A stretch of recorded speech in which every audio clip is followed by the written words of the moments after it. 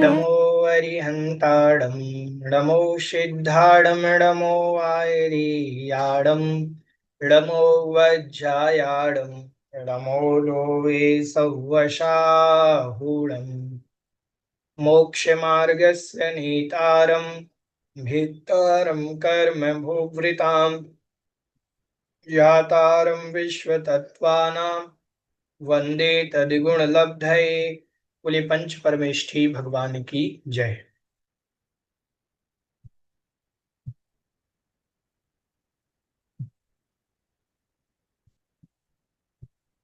आइए प्रारंभ करते हैं। जय जिनेन्द्र भैया जी। जय जिनेन्द्र भैया, जय जिनेन्द्र, सभी को जय जिनेन्द्र। जय को जय जी। सभी को जय जिनेन्द्र। चलिए पेज नंबर निकाल लें 100 और गद्यांश नंबर था अपना 241 241।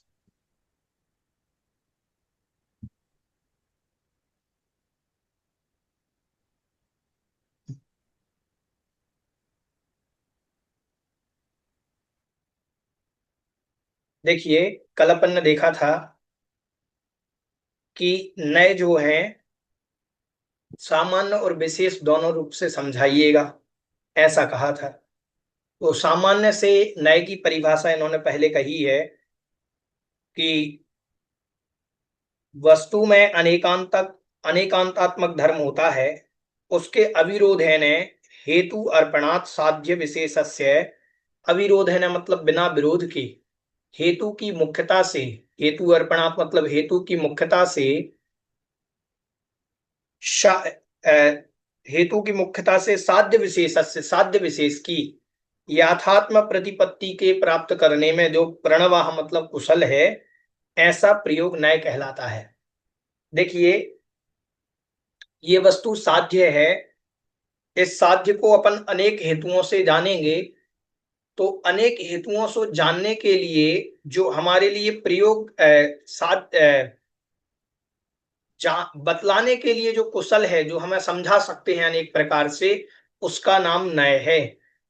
कोई कह रहा है ये लकड़ी है, अब बताओ ये लकड़ी है, बिल्कुल सही कह रहा है। किस हेतु से लकड़ी है उसका हेतु लगाइए। कोई कह रहा है ये पेंसिल है, तो उसके हेतु से ये ठीक है, ठीक है। कोई कह रहा है ये ईंधन है, ईंधन मतलब इसको जला दीजिए, ये जलाने के काम आती है। तो अलग अलग हेतुओं से इस साध्य का कथन हो रहा है। इस साध्य का अलग अलग हेतुओं से जो कथन होना है वही वास्तविकता में नय है। मतलब इस वस्तु में ही अनेक धर्म छुपे हुए हैं। वस्तु इसी में ईंधन का लक्षण है, इसी में लकड़ी का लक्षण है, इसी में पेंसिल का लक्षण है, इसमें सारे धर्म छुपे हुए हैं।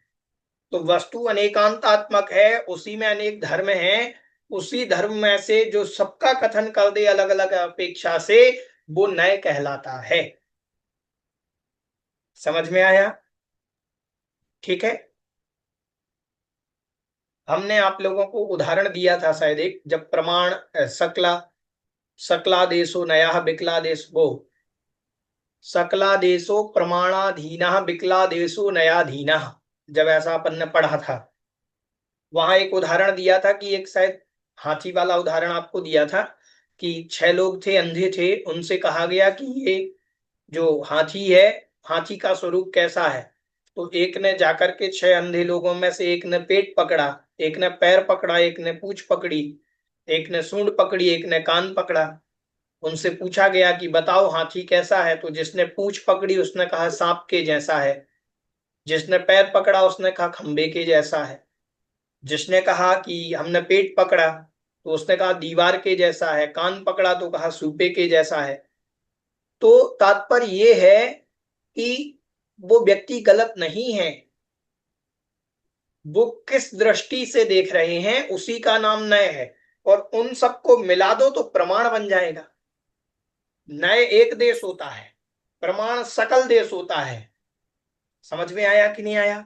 तो ये नय कहलाता है। जो एक वस्तु के एक देश का कथन करे वो नय है, और जो सर्व देश का कथन करे, सर्व का कथन करे, वो प्रमाण कहलाता है। ठीक है। साद्वेधा द्रव्यार्थिका पर्यार्थिकश्चेति, वह दो प्रकार का है। कौन? नय। एक द्रव्यार्थिक नय और एक पर्यायार्थिक नय। आगे कह रहे हैं द्रव्यम सामान्यम उत्सर्गः अनुवृत्ति इत्यर्थः। द्रव्य को क्या क्या कहते हैं? द्रव्य के पर्यायवाची नाम है। द्रव्य कहें, सामान्य कहें, उत्सर्ग कहें और अनुवृत्ति कहें, ये द्रव्य के पर्यायवाची नाम हैं। मतलब द्रव्य को द्रव्य भी कह सकते हैं, सामान्य भी कह सकते हैं, उत्सर्ग भी कह सकते हैं और अनुवृत्ति भी कह सकते हैं। और तद विषयो द्रव्यार्थिका, और इनका जो विषय है, द्रव्य का, सामान्य का, उत्सर्ग का और अनुवृत्ति, इनका जो विषय है वो विषय द्रव्यार्थिक कहलाता है। ऐसे ही पर्यायो विशेषो अपवादो व्यावृत्ति इत्यर्थ। अब पर्याय के भी अर्थ हो गए, एक पर्याय हो गया, एक विशेष हो गया, एक अपवादो हो गया, एक व्यावृत्ति हो गया। ठीक है, चार। आप लोगों को सामान्य और विशेष तो पढ़ने में आए होंगे। सामान्य विशेष भेदात, ठीक है, सामान्य और सामान्य विशेष द्वेधा, ऐसे अनेक प्रकार से वस्तु सामान्यात्मक और सामान्य रूप और विशेष रूप है, ऐसा आपके पढ़ने में आया होगा। लेकिन ये जो आप आए हैं अनुवृत्ति, उत्सर्ग और व्यावृत्ति और अपवाद, ये आपके पढ़ने में नहीं आए होंगे। ये बहुत कम स्थानों पर ही पढ़ने में मिलते हैं। फिर तद विषय द्रव्यार्थिका, और उसको जो विषय करता है वो द्रव्यार्थ, वो पर्यायार्थिक कहलाता है। तयो भेदा नैगम आदयः, और उन्हीं दोनों के भेद हैं नैगम नय आदि। किन दोनों के भेद हैं? द्रव्यार्थिक और पर्यायार्थिक नय के भेद ही हैं नैगम आदि। हाँ रानू जी, आपकी क्या जिज्ञासा है? भैया जी, व्यावृत्ति का क्या मतलब है? व्यावृत्ति का मतलब है पर्याय। मतलब ये कुछ संधि है क्या? आवृत्ति प्लस आगे समथिंग व्यय। देखो, शब्द तो बनते हैं वी उपसर्ग पूर्वक, आंग उपसर्ग पूर्वक, व्रत धातु से तिप प्रत्यय करने पर व्यावृत्ति शब्द बना। व्यावृत्ति शब्द कैसे बना? उसमें वी उपसर्ग लगा है, आंग उपसर्ग लगा है, व्रत धातु है और ती प्रत्यय है, तिप प्रत्यय है। ठीक है। तो ये जो शब्द बने हैं, ये अलग अलग अर्थ को, धातु और उपसर्ग लगने से अलग अलग अर्थ निकाल देते हैं। जैसे हिरी धातु है, हरति। ठीक है, हरति का मतलब क्या होता है? हरण करना, चोरी करना। और हमने उसमें सम उपसर्ग लगा दिया तो संहरति, संहार करना, मारना आ गया उसका अर्थ। ठीक है, संस्कृत में एक नियम है, उपसर्गेण धात्वार्थो बलाद अन्यत्र नीयते। उपसर्ग के द्वारा धातु के अर्थ को बलपूर्वक अन्यत्र ले जाया जाता है। ठीक है, तो वहां जो व्यावृत्ति, जो आवृत्ति है, वो उससे कोई लेना देना नहीं। यहां व्यावृत्ति का तात्पर्य है पर्याय। ठीक है, ऐसा। चलिए,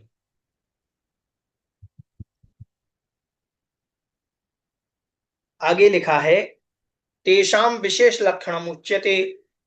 अब देखो, तयो भेदा, द्रव्यार्थिक नय और पर्यायार्थिक नय, दो प्रकार के नय हैं। कौन कौन से नय हैं? द्रव्यार्थिक और पर्यायार्थिक नय।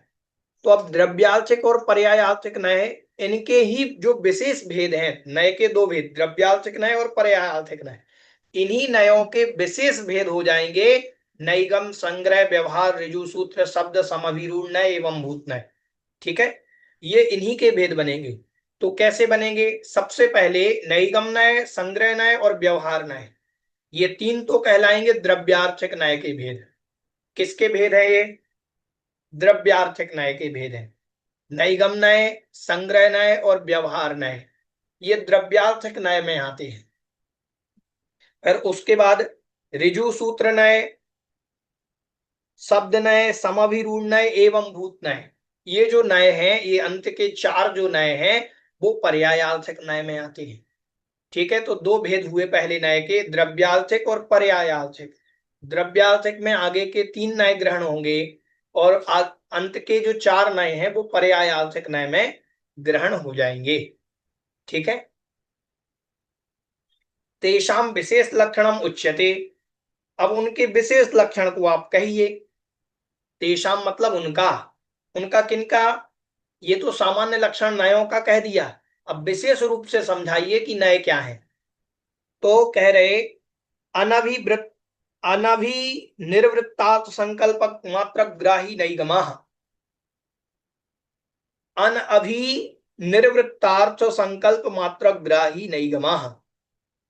अन मतलब नहीं, अभी अभिनिर्वृत्त, अभिनिर्वृत्त अर्थ, अभिनिर्वृत्त मतलब तैयार नहीं हुआ, अर्थ मतलब पदार्थ, अभी वो पदार्थ तैयार नहीं है, फिर भी अर्थ के संकल्प मात्र ग्राही, उस पदार्थ के संकल्प मात्र को ग्रहण करने वाला जो नय है वो नैगम नय कहलाता है। समझाते हैं। निर्वृत्त मतलब होती है रचना, निर्वृत्त मतलब क्या होती है? रचना। और अभिनिर्वृत्त मतलब भी हो जाएगा रचना, और अनभिनिर्वृत्त मतलब हो जाएगा अभी रचना नहीं हुई। अभी रचना नहीं हुई है किसी वस्तु की, उसका संकल्प मात्र ग्रहण करना, संकल्प से ग्रहण कर लेना कि ये रचना हो चुकी है, ऐसा ग्रहण कर लेना नैगम नय कहलाता है। समझें? जैसे कोई व्यक्ति चावल बना रहा है, दाल बना रहा है, अब दाल बनाते समय अभी उसने कढ़ाई रखी हुई है चूल्हे पर और उसमें तेल मात्र डाला है। क्या डाला है? तेल मात्र डाला और कुछ नहीं किया, और उनसे पूछा जाए कि आप क्या कर रहे हैं, तो वो कह रहे मैं दाल बना रहा हूं। अभी दाल कहां बनी? आपने तो, आप ये कहो कि अभी तेल गरम कर रहा हूं, वो कह क्या रहा है कि मैं दाल बना रहा हूं। तो जो वस्तु के क्रिया के संकल्प मात्र को ग्रहण कर ले, अभी वो बनी नहीं, उसकी प्रक्रिया ही चालू हुई है, तो वो नैगम नय कहलाता है। समझ में आया? ठीक है। जैसे कंचित पुरुषम परिगृहीत परसुम गच्छन्तम अवलोक्य कश्चित पृच्छति किमर्थम भवान गच्छति इति। कंचित पुरुषम, किसी पुरुष को, किसी पुरुष को परिगृहीत परशुम, परिगृहीत मतलब ग्रहण कर लिया है, परशुम मतलब परशु। परशु क्या होता है? एक अस्त्र होता है, तलवार जैसा, चाकू जैसा एक अस्त्र होता है। परशुराम, आपने नाम सुना? परशुराम एक अस्त्र लिए होते थे, जो वैष्णव मतावलंबी में एक परशुराम नाम के ऋषि हुए हैं, तो वो एक परशु फरसा लिए हुए होते थे। फरसा, फरसा को परशु कहा जाता है संस्कृत में। तो कोई काटने वाली चीज, ऐसी कोई चीज कोई लेकर के व्यक्ति जा रहा है कि कमचित पुरुषम परिगृहीत परसुम, कोई पुरुष ग्रहण किए हुए परशु को, गच्छन्तम जाते हुए उस पुरुष को, अवलोक्य मतलब देख करके, कश्चित पृच्छति कोई दूसरा व्यक्ति पूछता है, किमर्थम भवान गच्छति, आप किस लिए जा रहे हैं? ठीक है, तो वो कहता है स आह, वह कहता है प्रस्थम आने तुम इति, मैं तो धान लेने के लिए जा रहा हूं, धान लेने जा रहा हूं। धान लिया क्या उसने? अभी धान उसके हाथ में है क्या? बोलो। मार्ग बदल भी सकता है, कहीं और भी जा सकता है। अभी तो हाथ में परशु है, धान काटने जा रहा है, लेकिन धान अभी पहुंचा नहीं, ना धान के खेत में पहुंचा, ना धान तक पहुंचा, ना धान को छुआ, फिर भी क्या कह रहा है, धान लेने जा रहा हूं। तो नैगम्य क्या कहलाता है, नैगम्य कहलाता है जो संकल्प मात्र को ग्रहण करे, वो कार्य पूरा हो या ना हो, ठीक है, उसको ग्रहण कर लेना, वो नैगम्य है। ठीक है। हाँ जी, मीना जी। मीना जी, आपकी कोई जिज्ञासा है? भैया जी जय जन। हाँ जी। प्रस्थ माना धान है क्या? हाँ, प्रस्थ मतलब धान्य। जी भैया जी। हाँ, एक प्रस्थ, संस्कृत में प्रस्थ का मतलब धान नहीं निकला, हो सकता है कहीं और निकला हो। एक प्रस्थो व्रीहि, संस्कृत में एक बहुव्रीहि समास में उदाहरण आता है। नहीं, वो दूसरे अन्यत्र कारक प्रकरण में एक उदाहरण आता है कि प्रस्थो व्रीहि, प्रस्थ मतलब उन्होंने तो एक माप को माना है प्रस्थ, लेकिन यहां प्रस्थ का मतलब धान्य ही निकलेगा। ठीक है। वहां पर उन्होंने जो अन्यत्र प्रस्थ का अर्थ जो उन्होंने लिया है, वो तो उन्होंने प्रस्थ का अर्थ लिया है एक माप, नाप तोलने वाला कोई स्थान। जैसे क्या होता था पहले के जमाने में, एक क्या होता था, मुझे नाम ही याद नहीं है उनके, गेहूं वगैरह किराने की दुकान में आते थे, तो वो गेहूं लेकर के आए, तो उन्होंने एक माप रखा था, उसमें गेहूं डाले तो आपको इतनी सामग्री वो दे देते थे। ठीक है। भैया भैया जी पौआ बोलते शायद। हाँ, पौआ बोलते हैं, पौआ अलग होता है, और भी, और उनको क्या बोलते हैं मुझे स्मरण में नहीं आ रहा है। हाँ, वो भी बोलते होंगे, जो भी बोलते हो, अलग अलग माप होते थे पहले, डिब्बे से बनाए होते थे, उसमें वो बराबर भरते थे इतना गेहूं, एक पसेर, पसेर पसेर बोलते थे, क्या बोलते थे, तो वो जो है अलग अलग माप होते थे, उनको प्रस्थ कहा जाता था। ठीक है। भैया जी चौथिया बरैया बोलते थे, बरैया। हाँ, बोल सकते हैं, और अलग अलग स्थान पर अलग अलग चीज बोलते होंगे। ठीक है, तो इस प्रकार से तो उसको कहा जाता है। यहां प्रस्थ का जो अर्थ निकालना है अपन को, ध्यान नहीं लेना है। ठीक है। और भी हम एक बार उसको देख लेंगे, शब्दकोश में क्या निकलता है और अर्थ। न असौ तदा प्रस्थ पर्यायः सन्निहिता। न असौ, न मतलब नहीं, असौ मतलब यह, वह जो व्यक्ति है, असौ मतलब वह, तदा मतलब उस समय, प्रस्थ पर्याय सन्निहिता, वह प्रस्थ पर्याय से सन्निहित नहीं था, उसके पास धान्य था क्या, बताओ। फिर भी क्या कह रहा है कि वो धान्य वाला है। सन्निहित मतलब सहित है, मैं धान लेने जा रहा हूं, क्या उसके पास धान है अभी। फिर भी संकल्प मात्र को ग्रहण करना, जैसे हमने आपको उदाहरण दिया, दाल बना रहे हैं, अब दाल कहां बना रहे हैं, अभी तो तेल गरम कर रहे हैं। समझ में आया कि नहीं आया? ठीक है, ऐसे आगे कहा कि तत् अभी निर्वृत्त संकल्प मात्रे प्रस्थ व्यवहारा। तत् अभिनिर्वृत्त, तत् मतलब उसके, अभिनिर्वृत्त, अभिनिर्वृत्त होने पर, रचना होने पर, रचना के लिए संकल्प मात्रे, संकल्प मात्र का जिसने ग्रहण किया है, प्रस्थ व्यवहारा, संकल्प मात्र से प्रस्थ का व्यवहार किया गया है, वो मात्र कहने में आ रहा है कि मैं धान्य लेने जा रहा हूं। ठीक है। वास्तविकता में तो अभी परसों लेकर के जा रहा था, ऐसा है। तथा एध उदक आदि आहरणे व्याप्रियमाणम कश्चित पृच्छति किम करोति भवान इति। तथा मतलब वैसे ही दूसरा उदाहरण दे रहे हैं। ईद एध उदक, एध मतलब होता है ईंधन, उदक मतलब होता है जल। ठीक है। उदक चंदन तंडुल पढ़ते हैं आप लोग, तो उदक का मतलब क्या होता है, जल। एधोदक, एध प्लस उदक मिलकर के बना एधोदक। एध और उदक के आदि आहरणे में, अभी ईंधन और जल आदि ग्रहण कर रहा है, आहरण कर रहा है, इकट्ठा कर रहा है। कश्चित प्रक्षति किम करोति भवान, और कोई वहां पर ऐसी व्याप्रियमाणम, इस क्रिया में कोई संलग्न है, और उसको कोई पूछता है कि तुम क्या कर रहे हो, अभी वो ईंधन इकट्ठा कर रहा है, लकड़ी ला रहा है और जल आदि ला रहा है, उससे कोई पूछ लेता कि आप क्या कर रहे हो, तो सा आह ओदनम पचामी इति, मैं चावल पका रहा हूं।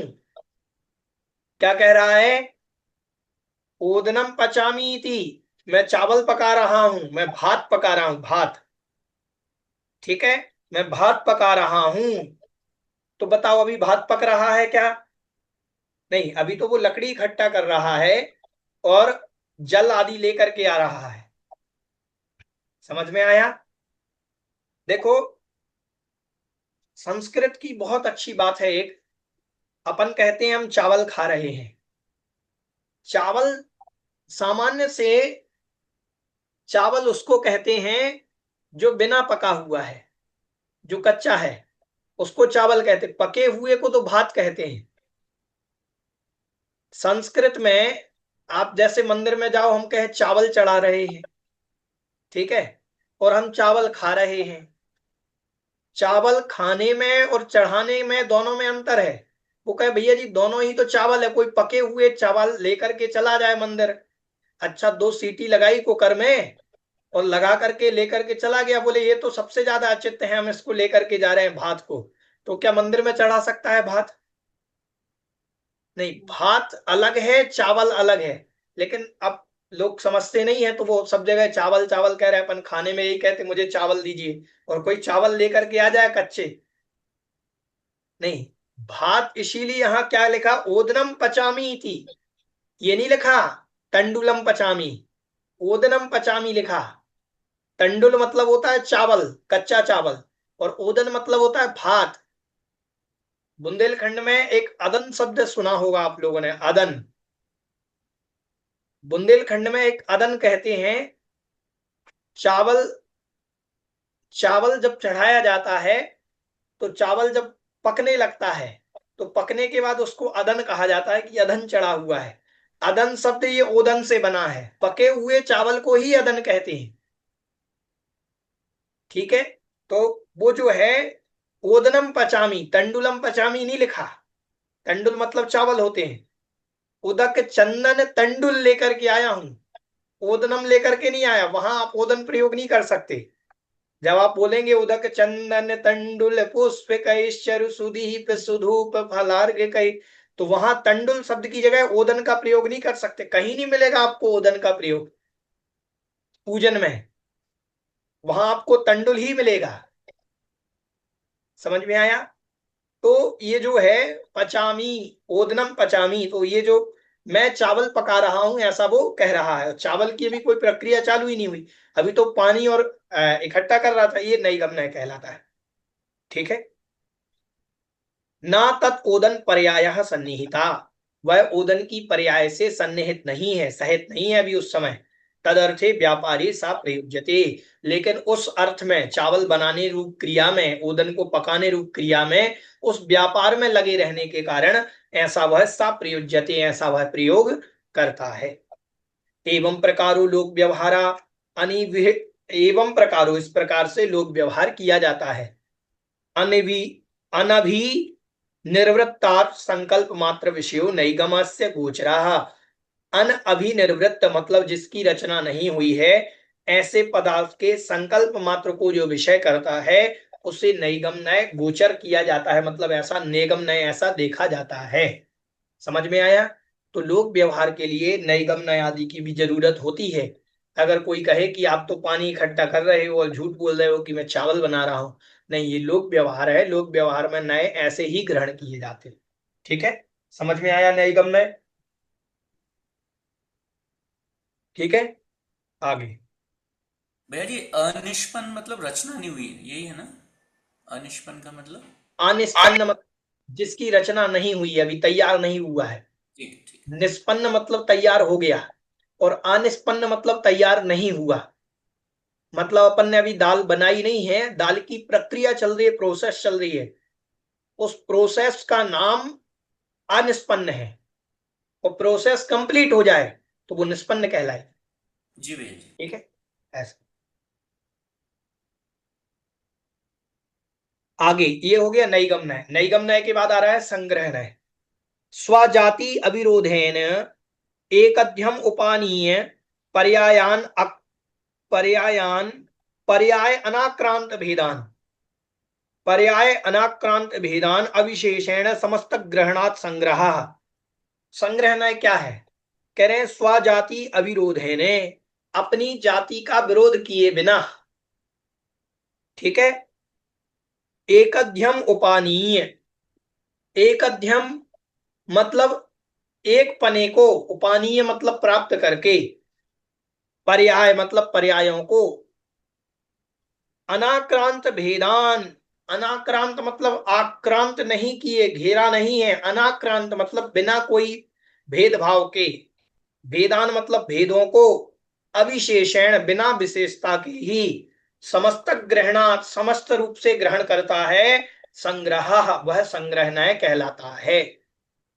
संग्रहणय क्या कहेगा, हम जैन हैं, संग्रहणय क्या कहेगा, हम जैन हैं। अब जैन का तात्पर्य है चाहे वो 13 पंथी हो, 20 पंथी हो, सोनगढ़ी हो, चाहे श्वेतांबर हो, चाहे दिगंबर हो, किसी परंपरा का हो, जैन मतलब जैन।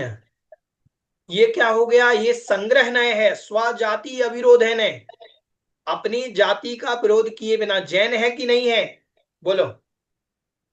हमने कहा आम लेकर के आओ, तो आम लेकर के, अब वो चाहे आप बादाम हो, चाहे लंगड़ा हो, चाहे तोता हो, अनेक प्रकार के आम आते हैं, ठीक है। तो आम लेकर के आओ, तो आम सिर्फ आम से मतलब है, वो संग्रह ग्रहण करेगा, वो भेद ग्रहण नहीं करेगा। समझ में आया कि नहीं आया, जी आ ठीक गया। है।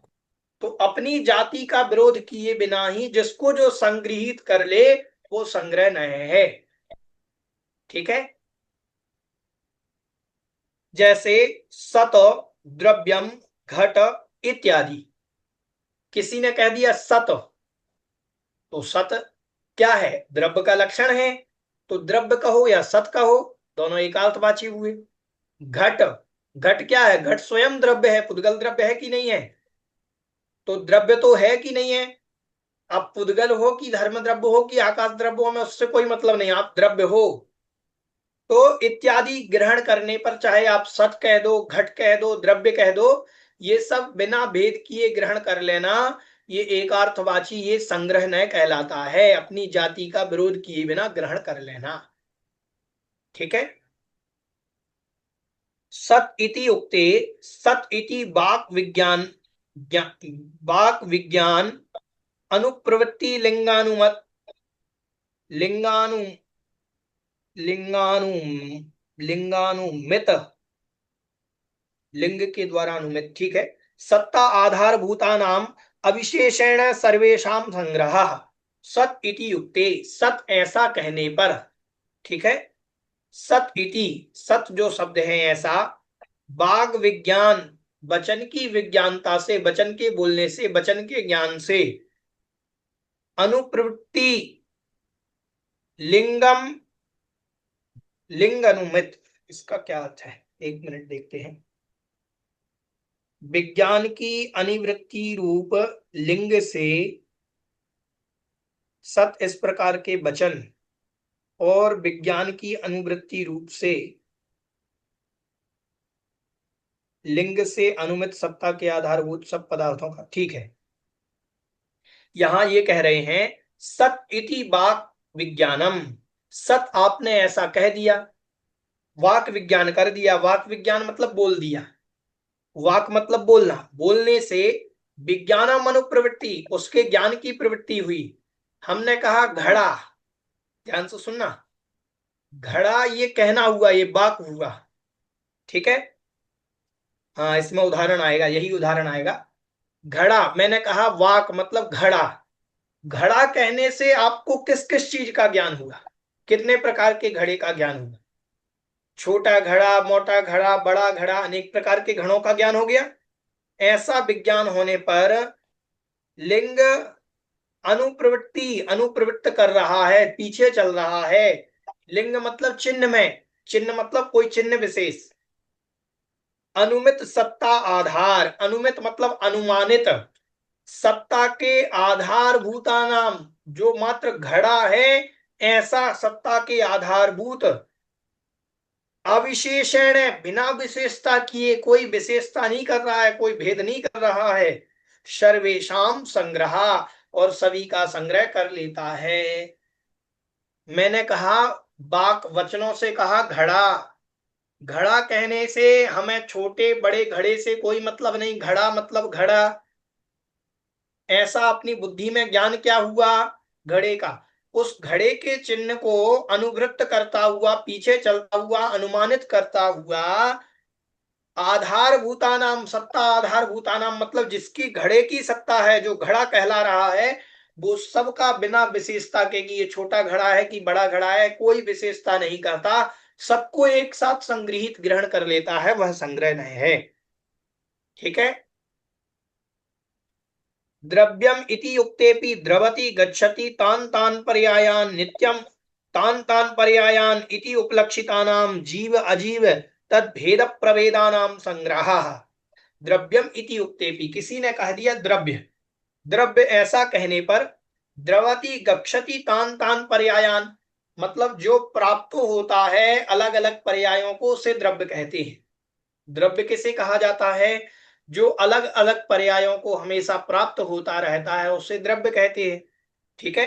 तो कह रहे हैं कि जो द्रवति मतलब जाता है, गच्छति मतलब गमन करता है, तान तान पर्यायानी, पर्यायान उन उन पर्यायों को, इति उपलक्षितानाम ऐसा उपलक्षित होने से, जीव अजीव तत्भेद प्रभेदानाम जीव भी ग्रहण हो जाएगा, अजीव दो भेद हो गए, जीव और अजीव द्रव्य के, तो जीव अजीव दोनों द्रव्यों को भेद प्रभेदानाम उनके भेदों को और प्रभेदों को संग्रहा उनका संग्रह कर लेना, ये संग्रहणय है। मैंने कहा द्रव्य, द्रव्य कहने से किन का ग्रहण हुआ? छहों द्रव्य का ग्रहण हो गया। पहले तो दो भेद ग्रहण किए, जीव और अजीव, जीव अजीव ग्रहण करने के बाद प्रभेद किए, जीव का एक भेद, प्रभेद अजीव के पांच भेद, उद्गल धर्म अधर्म आकाश काल, तो सबका संग्रह द्रव्य शब्द में हुआ कि नहीं हुआ? बोलो। द्रव्य कहने से कितने का ज्ञान हुआ? जीव द्रव्य का कि अजीव द्रव्य का? दोनों का ज्ञान हुआ। समझ में आया? ठीक है, ऐसा। तथा घट इति युक्तेपि, अब देखो तीनों के उदाहरण दे दिए उन्होंने, सत का भी दिया, द्रव्य का भी दिया, अब घट का उदाहरण दे रहे हैं। घट इति युक्तेपि घट ऐसा कहने पर, घट बुद्धि अभिधानम अनुलिंग अनुलिंग अनुमित सकलार्थक संग्रह। घट इति अभिधानम, घट बुद्धि इति अभिधानम, घट रूप बुद्धि का, घट रूप प्रक्रिया से, घट रूप बुद्धि से अभिधान करना, कथन करने पर, अनुमित लिंग, अनुमित मतलब अनुमानित चिन्ह के द्वारा, नहीं अनुगम, अनुगम लिंग है, सॉरी अनुमित नहीं है यहां, क्योंकि दो बार आ जाता, नहीं तो अनुगम मतलब जो अनुसरण कर रहा है। ठीक है, लिंग मतलब लिंग का, चिन्ह का, जो हमने घड़ा कहा, तो घड़ा कहने पर किस चिन्ह का अनुसरण कर रहा है वो चिन्ह? कोई आकृति विशेष आपके मन में बनेगी कि नहीं बनेगी? बताओ। घड़ा कहने पर आपके मन में क्या आकृति बनी सबसे पहले? बोलो। किताब की आकृति बनी क्या? नहीं बनी, घड़े की आकृति बनी। तो ये हो गया अनुगम लिंग, एक पीछे चलने वाले चिन्ह पर, किसी एक चिन्ह पर गमन किया उसने। और अनुमित सकलार्थ, और उसको अनुमान करने वाले समस्त पदार्थों को संग्रह, संग्रह कर लेता है। अब हमने घड़ा ऐसी बुद्धि से कहा, ऐसा सोचा, तो पहले तो हमने घड़े का निशान बनाया, चिन्ह बनाया कि ऐसा घड़ा होता है। अब छोटा घड़ा, बड़ा घड़ा, सब प्रकार के घड़ों को संग्रहित कर लिया, लाल घड़ा, काला घड़ा, अनेक प्रकार के घड़ों को संग्रहित कर लिया। ठीक है। एवं प्रकारो अन्योपि संग्रहणयस्य विषयः, इस प्रकार से अन्य भी संग्रहणय के विषय हो जाते हैं। संग्रहणय मतलब अपनी जाति का विरोध किए बिना वस्तु को ग्रहण कर लेना, ये संग्रहणय है, सीधी सीधी बात। ठीक है, समझ में आया? यहां तक किन्हीं की कोई जिज्ञासा तो नहीं? नहीं भैया जी, ठीक है। ठीक है, चलिए आगे कह रहे हैं,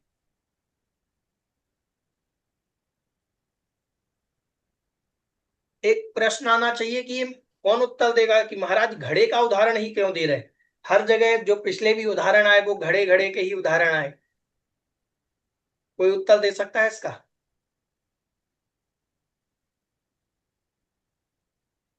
नहीं मालूम? देखो, उदाहरण उस वस्तु के दिए जाते हैं जो उस समय प्रचलन में हो, उस समय सबसे ज्यादा घटपट, पट मतलब कपड़े, घट मतलब घड़ा, तो ये उदाहरण सबसे ज्यादा प्रचलन में थे। और सबसे ज्यादा हर घर में घड़ा देखने मिलेगा कि नहीं मिलेगा?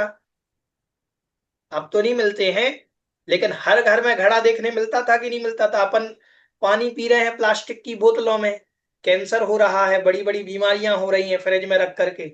अपन कह रहे हैं घड़े का जो पानी था वो काम का था, वो मिट्टी से आया था, उसमें नहीं होती कैंसर जैसी बीमारियां।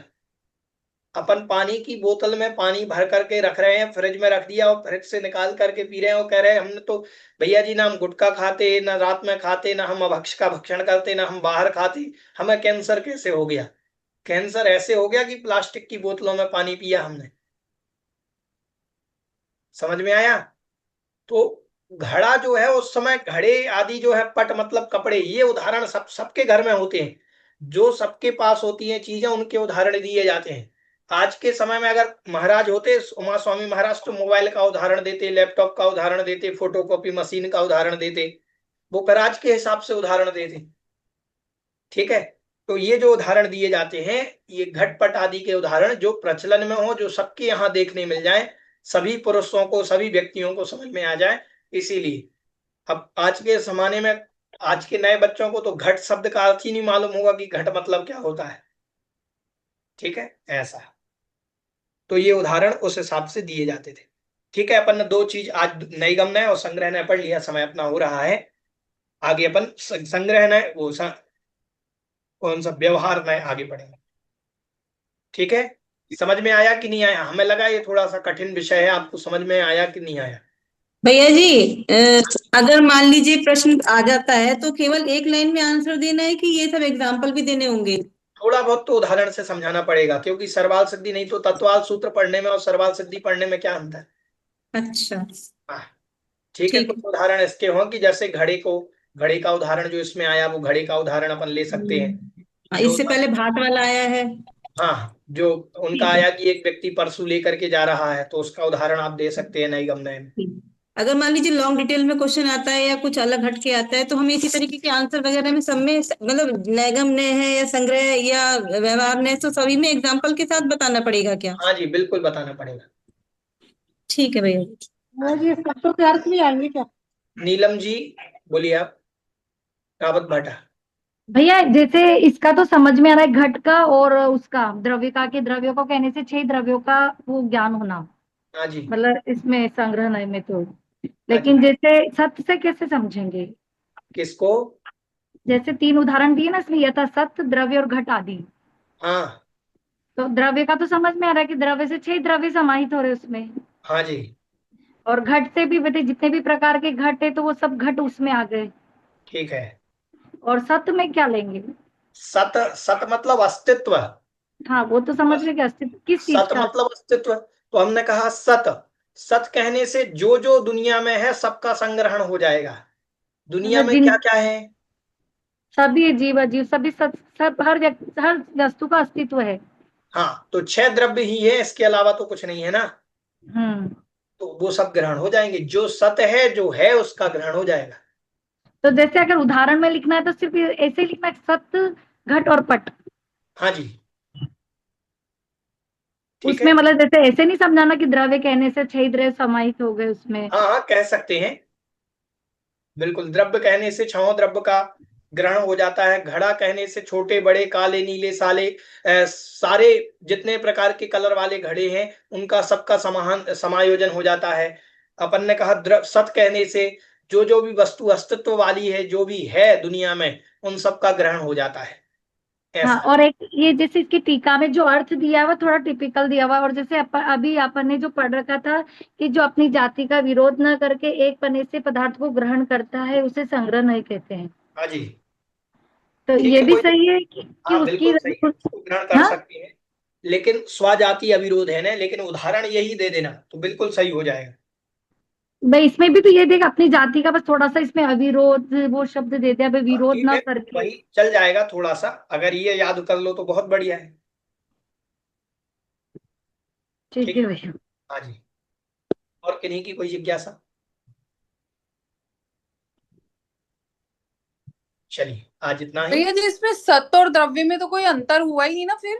कोई अंतर नहीं है, सत कहें द्रव्य कहें कोई अंतर नहीं है, वो तो वस्तु के सब चीजों को संग्रहण के लिए उदाहरण है, वो कोई अंतर नहीं है। भैया एक प्रश्न और पूछना था कि जैसे मैंने कहीं ये पढ़ा था कि जैसे शाश्वत जो समय शिखर आदि भूमि पर होता है, तो कौन सा चिन्ह होता है जिससे पता चलता है कि यहाँ वो भूमि है? नंद्यावर्त स्वस्तिक।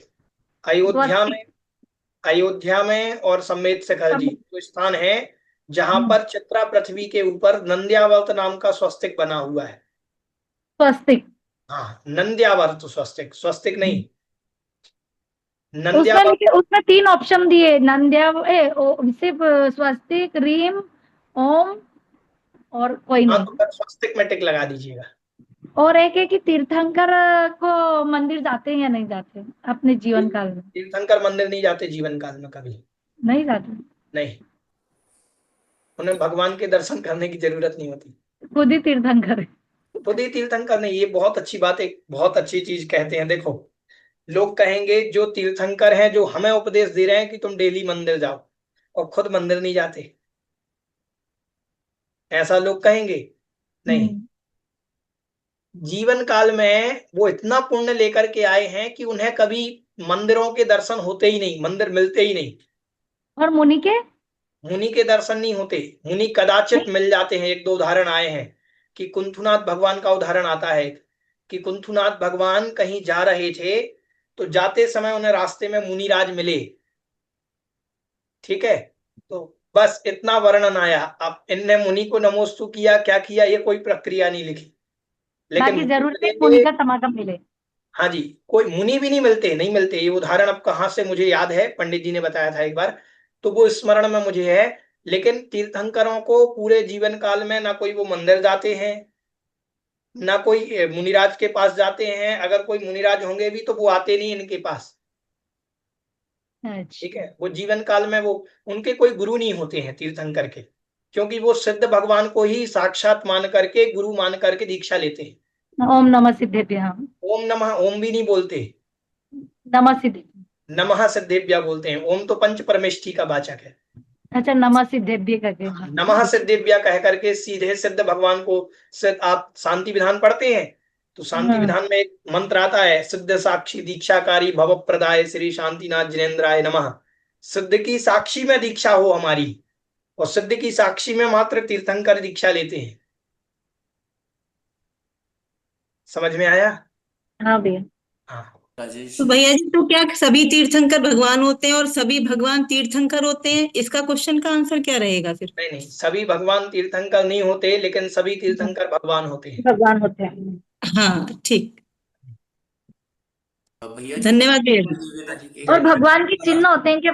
भगवान के चिन्ह नहीं होते ना? भगवान के कोई चिन्ह नहीं होते, सामान्य के तीर्थंकर के ही चिन्ह होते हैं। अगर बाहुबली भगवान का बोला जाए तो बाहुबली को सिद्ध परमेष्ठी की कैटेगरी में ले सकते हैं? हाँ सिद्ध भगवान ही तो है, वर्तमान में तो सिद्ध ही है। और हनुमान जी? हनुमान जी भी सिद्ध है, बाली भी सिद्ध है, सुग्रीव भी सिद्ध है, नल भी सिद्ध है, नील भी सिद्ध है, कुंभकर्ण हाँ, भी क्योंकि सिद्ध है। सभी मांगी तुंगी से तो सिद्ध परमेष्ठी की, मतलब अगर 5 परमेष्ठी में लिया जाए तो सिद्ध परमेष्ठी में आ सकते हैं। हाँ बिल्कुल आ सकते हैं। और एक प्रश्न और ये था कि जैसे सिद्ध भगवान 45 लाख उसमें रहते हैं, सिद्ध शिला में 45 लाख योजन की, हाँ तो जी। अरिहंत भगवान का दायरा क्या है? 7 राजू? अरिहंत भगवान भी, देखो अरिहंत भगवान जमीन पर रहते हैं, सिद्ध भगवान सिद्धालय में रहते हैं। अरिहंत भगवान का भी दायरा 45 लाख योजन प्रमाण है। मनुष्य लोग वो जमीन में रहते हैं तो अढ़ाई द्वीप ही उनका प्रमाण है। 45 लाख योजन से ही अरिहंत भगवान होते हैं, और वहां से सिद्धत्व को प्राप्त करते तो सीधे उनकी आत्मा जाती है ऊपर। तो 45 लाख योजन के 5 पैताले कहे गए हैं। एक हाँ। इंद्रक बिल नरक का, एक अढ़ाई द्वीप, एक सौधर्म स्वर्ग का इंद्रक विमान, फिर उसके बाद सिद्धशिला और सिद्ध क्षेत्र, ये 5 पैताले जो कहे गए हैं 45 लाख योजन के होते हैं। तो सिद्ध शिला तो जहाँ सिद्ध भगवान विराजमान है, और सिद्ध क्षेत्र जहाँ से? नहीं नहीं, सिद्ध शिला तो स्थान है, ये पृथ्वी है। हाँ, ईशत ईशत प्रागभाग। पृथ्वी, उसमें चंद्रमा की आकृति का जो बना हुआ है वो सिद्ध हाँ। शिला है। सिद्ध शिला से 3 बात बलय है ऊपर, हम्म। ये सिद्ध शिला है मान लीजिए, और हम्म। सिद्ध शिला के ऊपर 3 बात बलय हैं। तो ऊपर जो तनु बात बलय हैं जितने में सिद्ध रहते हैं, हम्म। 125 धनुष ऊंचाई में, तो इस क्षेत्र को सिद्ध क्षेत्र कहते हैं। ठीक है, सिद्ध शिला से भी ऊपर 3 तनुवात वाले है। हाँ जी, उसको कहते हैं। तो फिर अरिहंत भगवान का क्या माना जाए, जो मतलब अढ़ाई दी पे 3 मतलब जो मानुषोत्तर पर्वत है, मतलब पूरा वो अरिहंत का, मानसोत्तर पर्वत तक, बिल्कुल मानसोत्तर पर्वत के पहले पहले। तो मतलब 45 लाख योजन से नीचे हाँ जी, 45 लाख के अंदर अंदर। अंदर।